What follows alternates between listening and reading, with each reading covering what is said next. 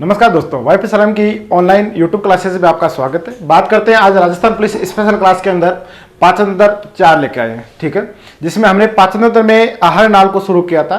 आहार नाल में हमने सबसे पहले जीविया के बारे में अध्ययन हो गया, दांतों का दिन हो गया, यवला का दिन हो गया और होठों का दिन हो गया, लार ग्रंथियों का दिन हो गया।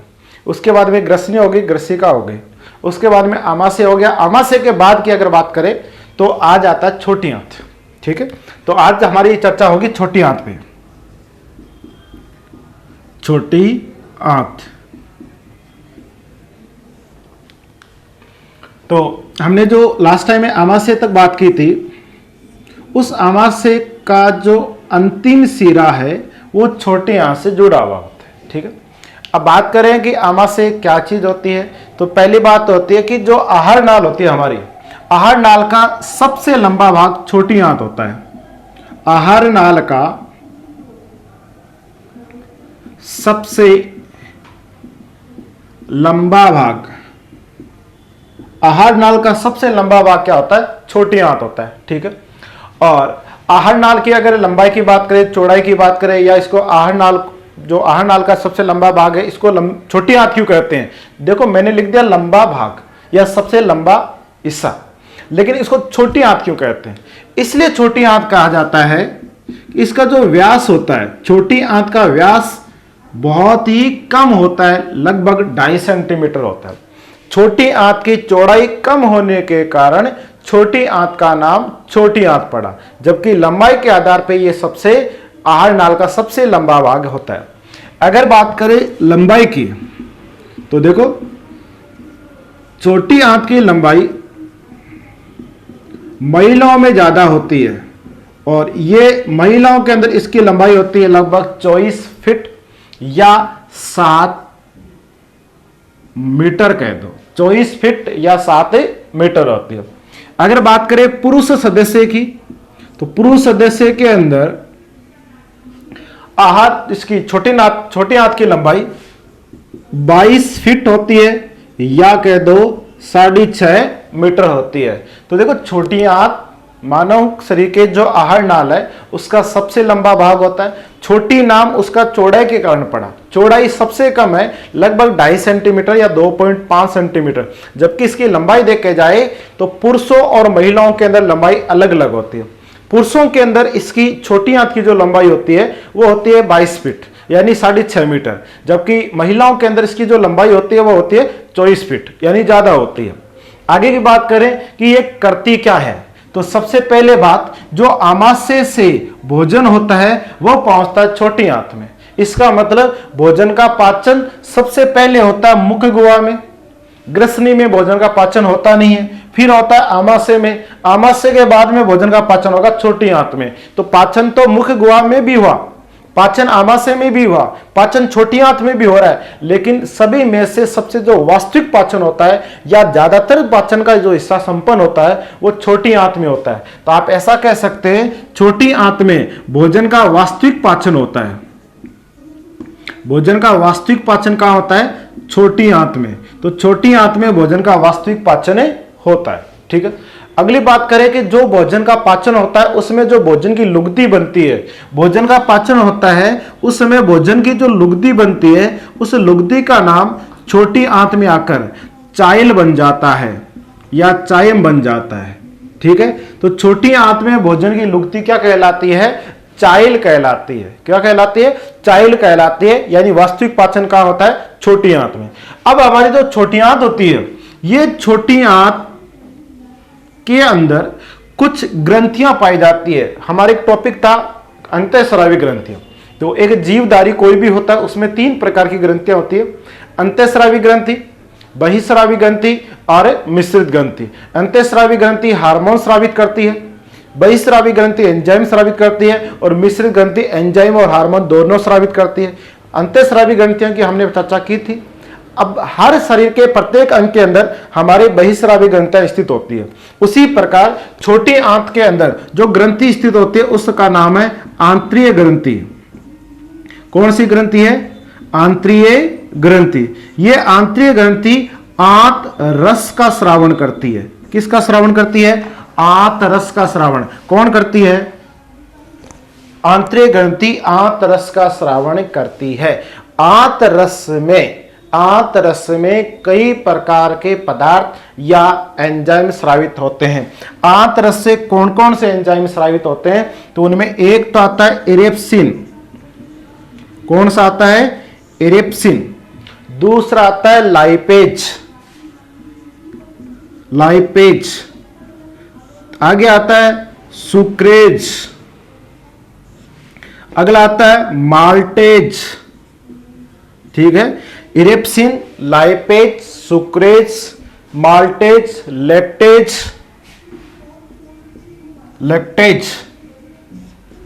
आदि एंजाइम स्रावित आंत रस द्वारा होता है। लैक्टेज दूध का पाचन करता है। माल्टोज यानी बीजों का पाचन करता है। सुक्रेज मीठे पदार्थ, सिंपल शुगर जिसको हम मीठा पदार्थ होते हैं उनका पाचन होता है। ठीक है, तो ये सभी वसा का पाचन, ये सभी पाचन यहां पे संपन्न होता है।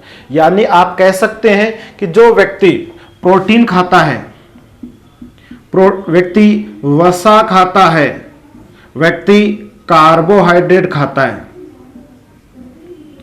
इन सब का पाचन पूर्ण रूप से छोटी आंत में संपन्न होता है। प्रोटीन का जब पाचन हो जाता है तो प्रोटीन अपने मूल रूप में चली जाती है। प्रोटीन का जो निर्माण होता है वह अमीनो अम्ल से होता है। किससे होता है? एमिनो अम्ल से होता है। इसलिए आप कह सकते हैं कि छोटी आंत में प्रोटीन का पाचन होकर वो एमिनो अम्ल में बदल जाता है।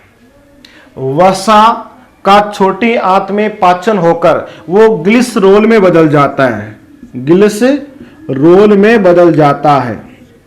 कार्बोहाइड्रेट का पाचन होकर वो ग्लूकोज में बदल जाता है। किस में बदल जाता है? ग्लूकोज में। तो आपको पता ही है कि प्रोटीन का संश्लेषण कहां होता है? प्रोटीन का पाचन तो छोटी आंत में होता है, आमाशय में भी होता है, लेकिन मूल रूप से कहां होता है? छोटी आंत में। लेकिन इस प्रोटीन का निर्माण कहां होगा? प्रोटीन का संश्लेषण कहां होगा? तो देखो, प्रोटीन का संश्लेषण होता है राइबोसोम में। कहां होता है? राइबोसोम में। इसलिए राइबोसोम को प्रोटीन की फैक्ट्री कहा जाता है। तो राइबोसोम को क्या कहते हैं? प्रोटीन की फैक्ट्री। तो प्रोटीन की फैक्ट्री किसे कहते हैं? राइबोसोम को। जबकि प्रोटीन का पाचन होकर वो जब मूल रूप में चला जाता है, जिसे एमिनो अम्ल कहते हैं, और जब 20 प्रकार के एमिनो अम्ल मिलते हैं तब जाके प्रोटीन का निर्माण होता है। वसा का पाचन होने के बाद में किस में चेंज हो जाएगा? ग्लिसरोल में हो जाएगा। और कार्बोहाइड्रेट का पाचन होकर किस में बदल जाएगा? आपके ग्लूकोज में बदल जाएगा। ठीक है, अगली बात करें। वसा का पाचन, कार्बोहाइड्रेट का पाचन और प्रोटीन का पाचन होने के बाद में शरीर के जो छोटी आंत है उसके किस हिस्से में होता है? ठीक है, तो इस हिस्से की बात करते हैं। एक बार रिवीजन करके आगे की ओर बढ़ते हैं। तो सबसे पहले बात हम बात कर रहे हैं छोटी आंत की। आहार नाल का सबसे लंबा भाग छोटी आंत होता है। तो आहार नाल का सबसे लंबा भाग छोटी आंत। दूसरी बात, इसको छोटी आंत इसलिए बोला जाता है क्योंकि इसका जो आकार होता है वह सबसे छोटा होता है। आकार का मतलब चौड़ाई में आकार सबसे छोटा होता है, और चौड़ाई में इसकी व्यास इसको कह सकते हो 2.5 सेंटीमीटर। अगर लंबाई की बात करें, महिला और पुरुषों में छोटी आंत की लंबाई अलग अलग होती है। वैसे भी महिलाओं के अंदर छोटी आंत लंबी होने की वजह से भोजन का पाचन भी जल्दी होता है। महिलाओं के अंदर 24 फीट होता है, ठीक है, यानी 7 मीटर, और पुरुषों के अंदर होता है 22 फीट यानी 6 मीटर। प्रोटीन का पाचन, वसा का पाचन पूर्ण रूप से छोटी आंत में होता है। प्रोटीन का पाचन होकर एमिनो अम्ल में बदल जाएगा, वसा का पाचन होकर ग्लिसरॉल में बदल जाएगा, और कार्बोहाइड्रेट का पाचन होकर ग्लिसरॉल में बदल जाएगा, सॉरी ग्लूकोज में बदल जाएगा। ठीक है, जबकि प्रोटीन का निर्माण कहां होता है, संश्लेषण कहां होता है, तो राइबोसोम में होता है। इसलिए राइबोसोम को प्रोटीन की फैक्ट्री कहा जाता है। हम जब भोजन का यहां पे पाचन होता है छोटी आंत में, इसी को बोलते हैं वास्तविक पाचन। तो शरीर में छोटी आंत में भोजन का वास्तविक पाचन होता है। अगली बात करें कि जो पाचन होता है वहां भोजन की लुगदी का नाम क्या है, तो छोटी आंत में भोजन की लुगदी का नाम चाइल होता है। हमारी छोटी आंत के अंदर कुछ ग्रंथियां पाई जाती है, उन ग्रंथियों का नाम होता है आंतरिक ग्रंथियां। ये आंतरिक ग्रंथियां आंत रस का स्रावन करती है। किसका स्रावन करती है? आंत रस का स्रावन करती है। यही आंत रस कुछ एंजाइमों का स्रावन करती है। ये इस आंत रस में इरेप्सिन होता है, लाइपेज होता है, सुक्रेज होता है, माल्टेज होता है और लैक्टेज होता है। यही सम्मिलित रूप से प्रोटीन का पाचन करेंगे, वसा का पाचन करेंगे और कार्बोहाइड्रेट का पाचन करते हैं। अगली बात करते हैं कि हमारे शरीर की जो छोटी आंत है इसके कितने भाग होते हैं। तो छोटी आंत के भागों की अगर चर्चा करें तो आगे बढ़ते हैं, आगे की ओर बढ़ते हैं। तो देखो छोटी आंत चल रहा था और छोटी आंत के कितने भाग होते हैं। तो छोटी आंत 3 भागों में विभाजित होती है। छोटी आंतें 3 भागों में विभाजित होती है।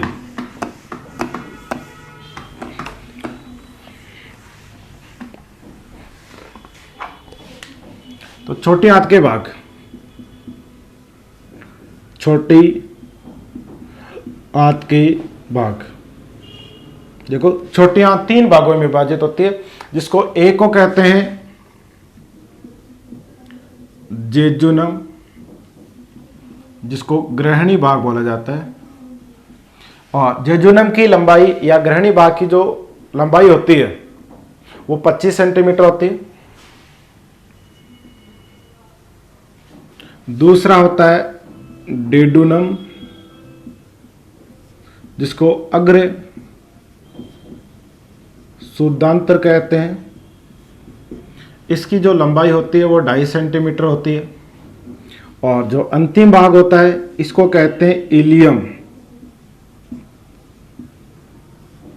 जिसका नाम शुद्धांतर होता है और इसकी लंबाई होती है 3.5 मीटर।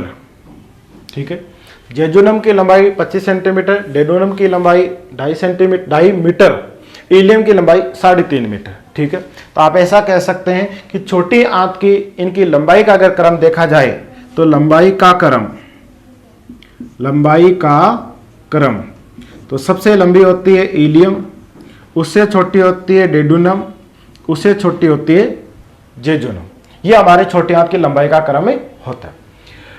और इनमें सबसे जो महत्वपूर्ण होता है वो होता है ग्रहणी भाग, छोटी आंत का ग्रहणी भाग। तो देखो सबसे पहली बात आती है कि शरीर के अंदर भोजन का पाचन कहां होता है, तो कहेंगे आहार नाल में। फिर बोलेंगे आहार नाल में कहां होता है, छोटी आंत में। अब बोलेंगे छोटी आंत में कहां होता है, तब आपका आंसर आएगा ग्रहणी भाग में। तो आप ऐसा कह सकते हैं भोजन का वास्तविक पाचन छोटी आंत के ग्रहणी भाग में संपन्न होता है। भोजन का वास्तविक पाचन छोटी आंत के ग्रहणी भाग में संपन्न होता है।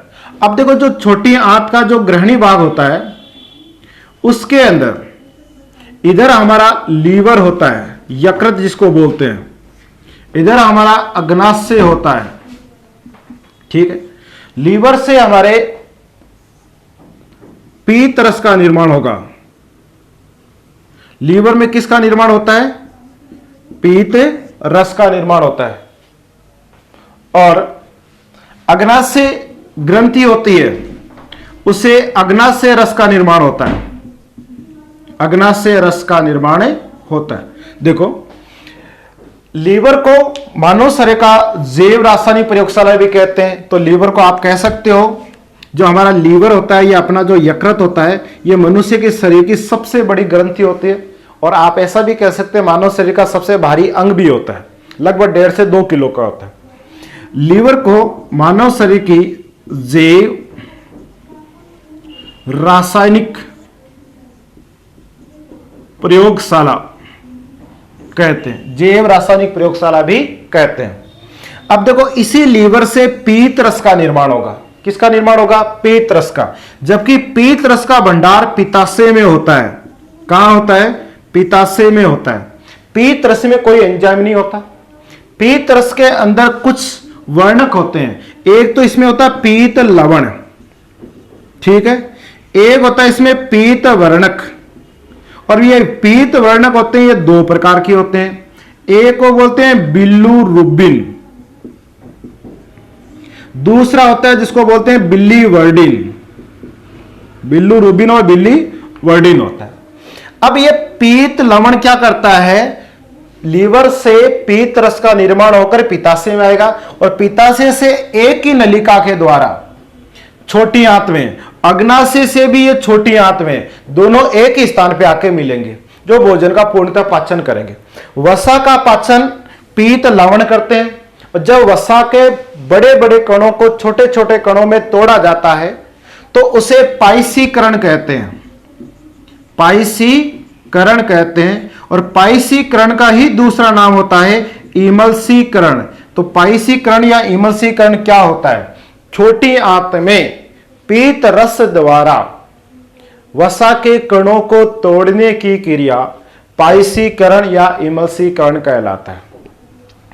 पीत रस में दो प्रकार के वर्णक होते हैं, एक होता है बिल्लुरुबिन, एक होता है बिलीवर्डिन। एक का रंग पीला होता है और एक का रंग हरा होता है। अगर किसी व्यक्ति के शरीर में लीवर खराब हो जाता है और लीवर खराब होने से बिल्लुरुबिन की मात्रा बढ़ जाएगी, और बिल्लुरुबिन की मात्रा बढ़ जाएगी तो हमारे त्वचा का रंग, हमारे नेत्रों का रंग, हमारे नाखून का रंग और हमारे मूत्र का रंग पीला हो जाता है, जिसे हम पीलिया रोग कहते हैं। पीलिया रोग का ही नाम होता है हेपेटाइटिस, जॉन्डिस, यकृत शोथ रोग या पांडु रोग। यानी कि इसी पीत वर्णक के बिल्लुरुबिन की मात्रा बढ़ने से पीलिया रोग होता है। तो यहां से यह आता है छोटी आंत में पीत रस, यहां से अग्नाशय ग्रंथि से अग्नाशय रस, दोनों आके मिलेंगे छोटी आंत में। पीत रस की प्रकृति होती है क्षारीय, जबकि अग्नाशय रस की प्रकृति भी होती है क्षारीय। कुल मिलाकर छोटी आंत में जो रस हुआ उसका नाम हो जाता है आंत रस, और आंत रस की प्रकृति भी कैसे हो जाती है? क्षारीय। आंत रस का पीएच मान 8.4 होता है। कितना होता है? 8.4। ये जो ग्रहणी भाग है ये छोटी आंत का प्रारंभिक भाग है, जिसका आकार अंग्रेजी वर्णमाला के यू अक्षर के समान होता है। ठीक है, यहां पे भोजन का पाचन हो जाएगा। पाचन होने के बाद में वह अपशिष्ट पदार्थ बड़ी आंत में जाएगा, लेकिन बीच में एक अपेंडिक्स आएगी। छोटी आंत और बड़ी आंत के मध्य संधि स्थल पे एक छोटी सी नलिका के रूप में होती है, जिसे अपेंडिक्स बोलते हैं। ये हमारे शरीर की एक प्रशिक्षक अंग है जो पूर्व में थी, क्योंकि इसका काम होता है सेलुलोज का पाचन करना।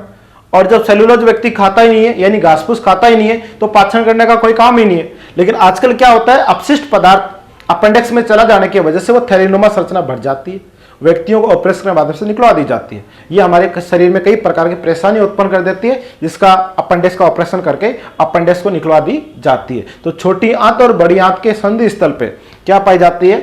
अपेंडिक्स पाई जाती है। ठीक है, दोबारा एक बार चर्चा करते हैं। तो हम बात करें छोटी आंत।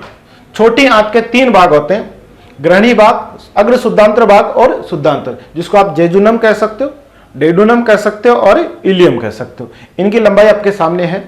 सबसे बड़े आकार का होता है इलियम, और लंबाई में क्रम करें तो लंबाई में सबसे लंबा हो गया इलियम, फिर डेडुनम हो जाएगा, फिर जेजुनम हो जाएगा। ठीक है, छोटी आंत का जो प्रारंभिक भाग है उसी का नाम ग्रहणी होता है, और ग्रहणी में ही भोजन का वास्तविक पाचन होता है। वास्तविक इसका पाचन करने के लिए लीवर से पीतरस आता है, यानी लीवर में पीतरस का निर्माण होगा, पित्ताशय में इसका भंडार होगा, फिर पित्ताशय से पीतरस आता है, अग्नाशय ग्रंथि से अग्नाशय रस आता है। दोनों की प्रकृति क्षारीय है, इसलिए इस आंतरस का प्रकृति भी कैसी हो जाती है? क्षारीय। 8.4 इसका पीएच मान होता है। पीत रस में कोई एंजाइम नहीं होता। पीत रस में एक तो होता है पीत लवण, जो छोटी आंत में वसा का पाचन करेगा, और वसा का पाचन करना पाइसीकरण या इमल्सीकरण कहलाता है। अगर पीत रस में 2 प्रकार के वर्णक है, एक बिल्लुरुबिन होता है, एक बिलीवर्डिन होता है।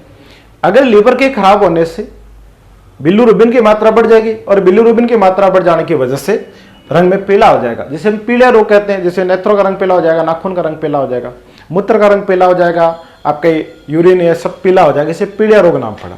अग्नाशय ग्रंथि से अग्नाशय रस आएगा, भोजन का पूर्णतः पाचन करेगा, ये भोजन बड़ी आंत में जाएगा। बड़ी आंत की चर्चा करेंगे अगले वीडियो में। तब तक के लिए धन्यवाद। जय श्री राम,